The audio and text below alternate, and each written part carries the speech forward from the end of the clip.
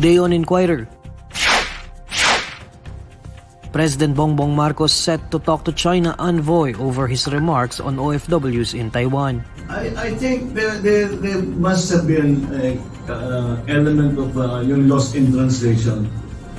It's not his English is not his first language, but I'm very interested to know what it is that he meant.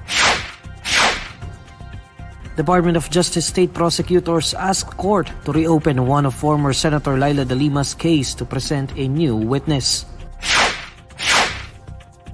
Despite requests from telcos, Department of Information and Communications Technology says no extension of SIM card registration at this point. And NBA suspends Golden State Warriors Draymond Green for stepping on Sacramento Kings center Domantas Sabonis' chest.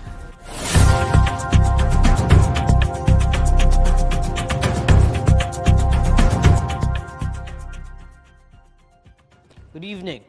President Bongbong Marcos is set to meet with Chinese Ambassador to the Philippines Wang Xilian over his remark on overseas Filipino workers in Taiwan. Daphne Galvez has the report. There might have been an element of lost translation. This was how President Bongbong Marcos described Chinese Ambassador to the Philippines Wang Xilian's recent statement, where he cited the safety of overseas Filipino workers in Taiwan amid the China-Taiwan tension. Wang said the safety and welfare of 150,000 OFWs in Taiwan might be jeopardized if the Philippines does not oppose the independence of the self-ruled island. I think there must have been an element of yung lost in translation. It's not his English is not his first language, but I'm very interested to know what it is that he meant. I believe I interpret it as him trying to say that Philippines do not provoke or intensify the tensions because it will impact badly on the Filipinos. Well, that's how I take it. Marcos said that while he was a little surprised by Wang's statement, he will talk soon with the Chinese ambassador to give him a chance to explain. I'll be talking to the ambassador soon, and I'm sure he will be very anxious to give his own interpretation of what he was trying to say. Yeah, we were all a little surprised, but I just put it down to the difference in language. Wang had advised the Philippines to oppose Taiwan's independence instead of stoking the fire by giving American troops more access to local military bases. Due to this statement, lawmakers have called for his recall as an envoy to the Philippines.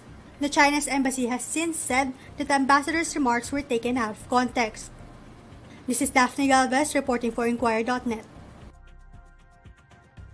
Following the approval of 4 more enhanced defense cooperation agreement sites in the country, Senator Amy Marcos says it appears that the government is now relying on foreigners for its external defense.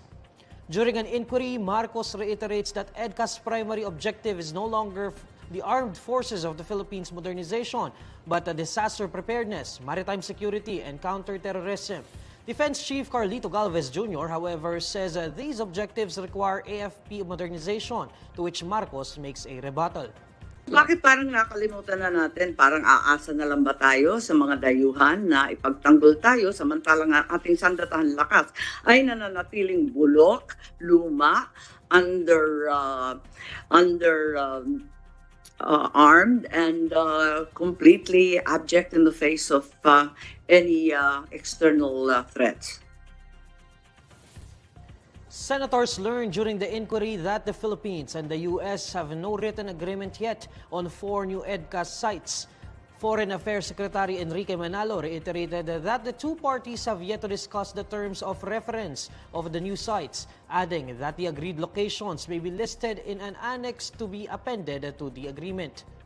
Before they're listed in the annex, it would have to be subject to an exchange of notes between the Philippines and the United States. But once we agree on the exchange of notes on the new sites, that will then be included in the annex as the new sites. As far as the 4 new sites are concerned, there is no written agreement contained in an annex of the Edca. Yes, Madam Chair.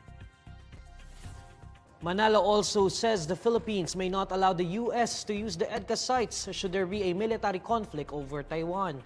Shall we allow the storage of material for Taiwan operations?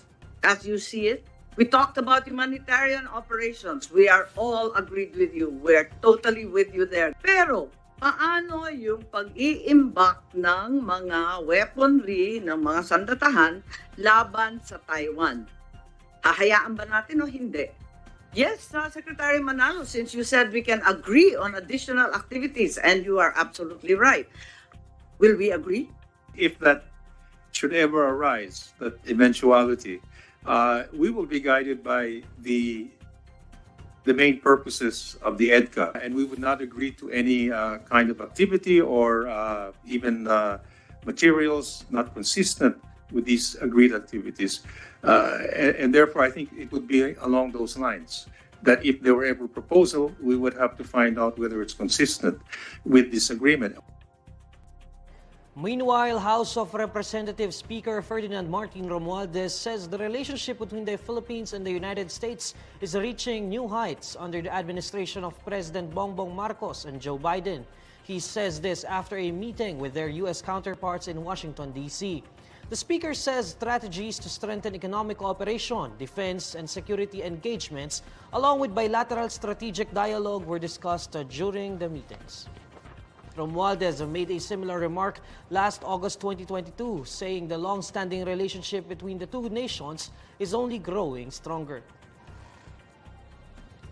The widow of Negros Oriental Governor Degamo says her husband would probably still be alive if the Senate and other government agencies had acted promptly on his plea for help in stopping the worsening violence in the province. Senator Bato de la Rosa, who was presiding over the hearing, wondered why Degamo failed to address the violent incidents in the province where he was the highest elected official.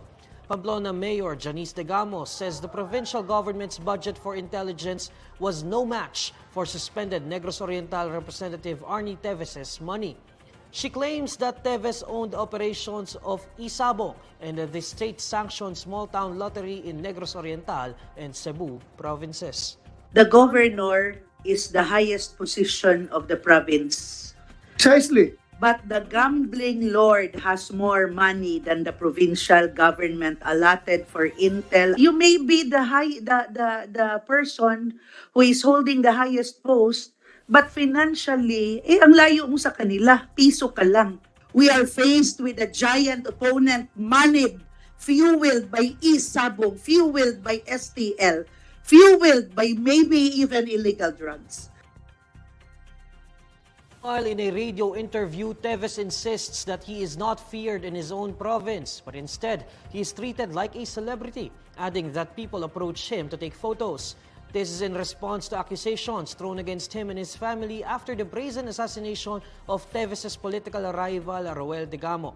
The suspended lawmaker is being tagged as a mastermind in the Pamplona massacre, which he has repeatedly denied since. He remains to reside outside of the country even amid an ensuing investigation on his involvement, refusing to return home due to certain threats against his life. State prosecutors ask a Muntinlupa City Court to reopen one of former Senator Laida de Lima's two remaining illegal drug cases to give them the chance to present a last-minute witness and other, quote, rebuttal evidence against her. The move takes de Lima's defense counsel Filibon Tacardon by surprise, as he says it was contrary to what the two parties had agreed to on Monday in front of Judge Abraham Joseph Alcantara. De Lima's lawyer says the Muntinlupa Regional Trial Court, Branch 204 on Monday, announced that the decision on the case would be promulgated on May 12. Based on the omnibus motion for reconsideration filed after Monday's hearing, the DOJ prosecutors say they intended to submit exhibits during the presentation of evidence of de Lima's co-accused Ronnie Dayan, a former aide. This, along with the testimony of lawyer Demtier Huerta from the Public Attorney's Office. Tacardon says he was not yet sure of the nature of Huerta's testimony, but he warns that the implication of the sudden and unexplained change of mind by the prosecutors might result in another prolonged hearing. He says the defense team is studying the DOJ's motion and plans to oppose it. The Lima has been detained at the Philippine National Police Custodial Center since 2017 over drug-related charges filed in 3 different branches of the Muntinlupa RTC.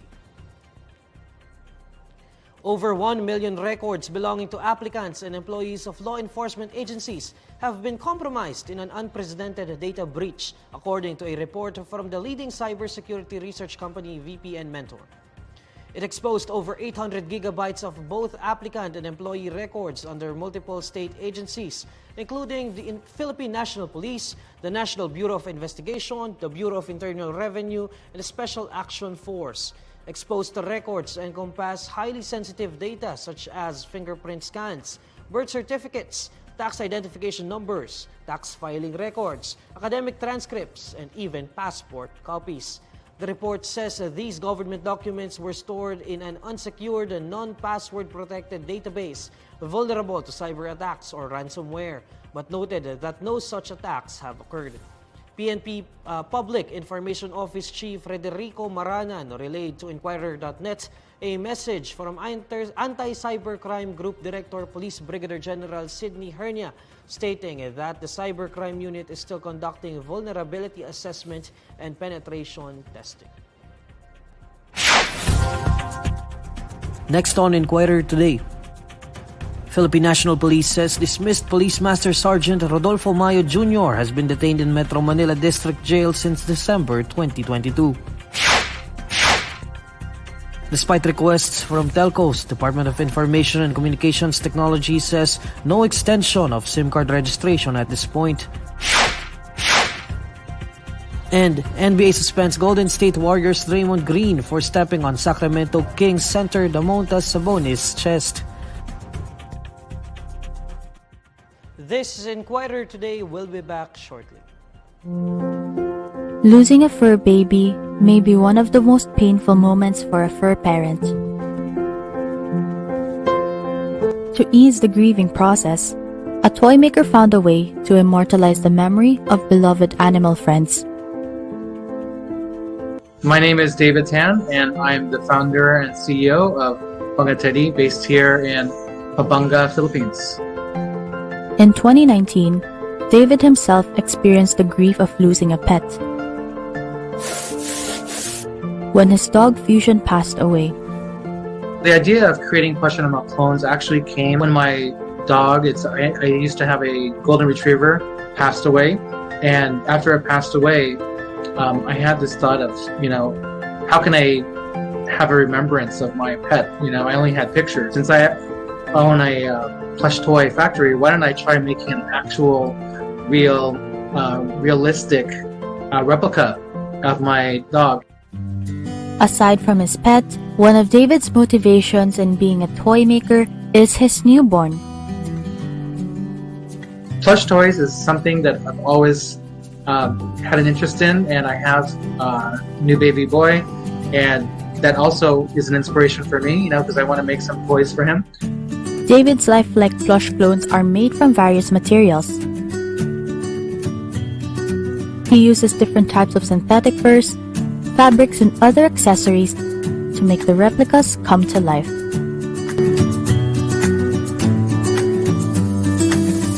What we're doing is definitely not taxidermy. We don't deal with the real pet at all in any way. We're just using 100% fur that was made for teddy bears. The main difference is that we're constructing something from materials that are just fabric and accessories, whereas taxidermy, it's more involved with the actual skin of the deceased pet. So for the process of making a plush animal clone, what we do is we first get photos from our customer with a lot of different views, top, front, back, side, and even bottom, underneath the paws. So once our pattern maker sees all those details, he's able to make a paper pattern, and then once he has that pattern finished, he will put that on top of fabric, and then they're going to cut over the pattern, and they're going to cut out all the pieces of the fabric. So now what they do is they sew it into the skin of the clone, and from the skin we make the it's called a frame. What we do is we put it inside the skin, and then after that, they will stuff it with the stuffing, and then sew it shut. And then the magic happens at the very end where they do the airbrushing. So they'll have a picture of the pet, and then they'll have the airbrush, and then they're going to start airbrushing all the little details of the clone until it comes to life. For David, the solace that these plushies bring to pet owners is what pushes him to continue to improve his craft. There was actually a video I watched where it brought tears to my eyes. It's the dog whisperer in the Philippines. And he made this entire episode about one of his dogs that passed away. And the most touching moment of his vlog was that he brought this, his dog passed away, and he brought the clone to his other dogs. And immediately the other dogs started sniffing under his ear and licking under his ear. And what he was saying is that, wow, that's exactly what they used to do when the dog was still alive. So what's amazing about this is that what we created is something that transcends humans. Even animals are convinced that our plush animal clones are real.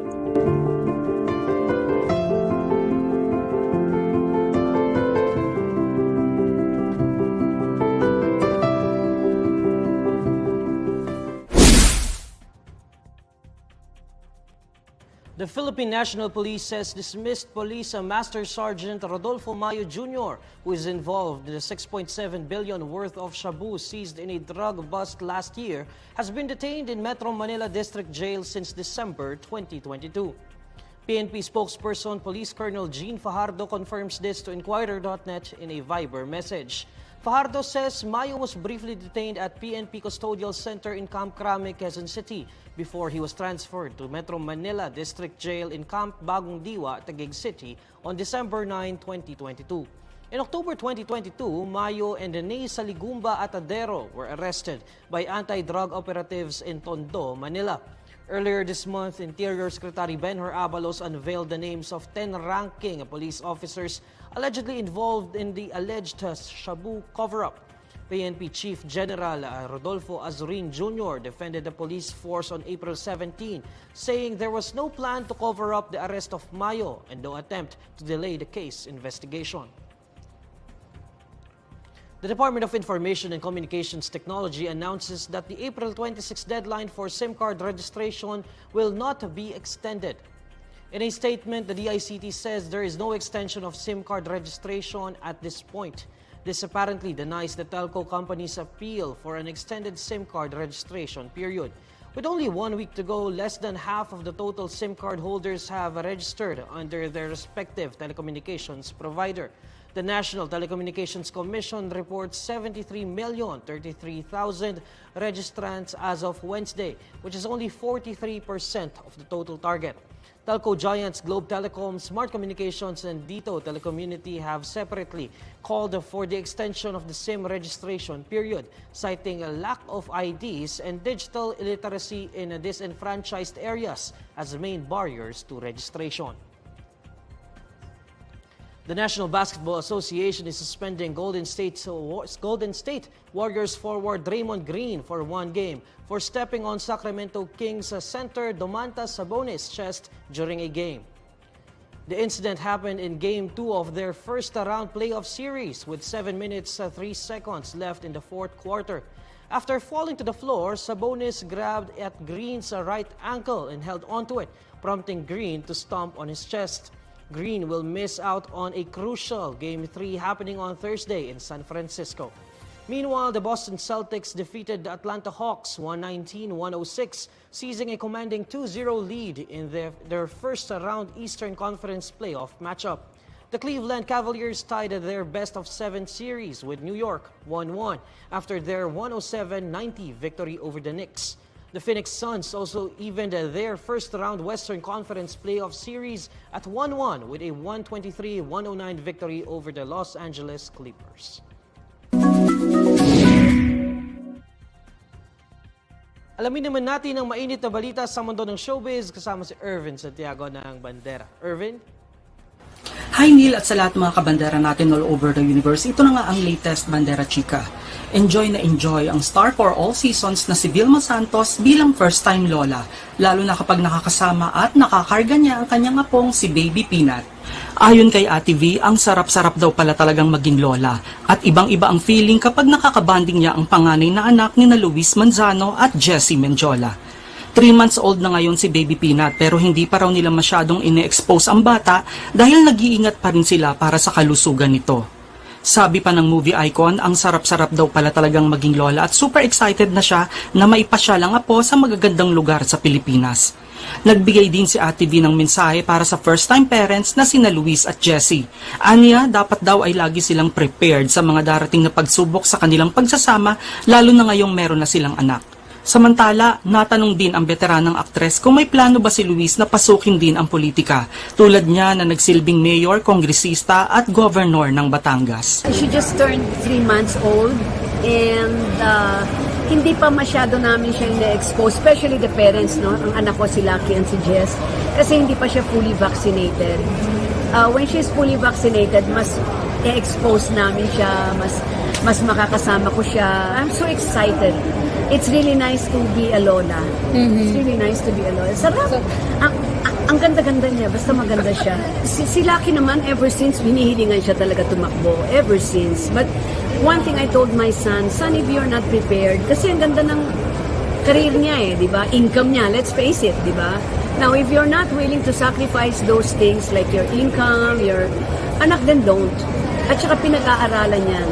So, if you are prepared, then okay lang. I will support you all the way. Kasi ibang fulfillment din At yan ang Bandera Chika natin today. Thanks, Neil.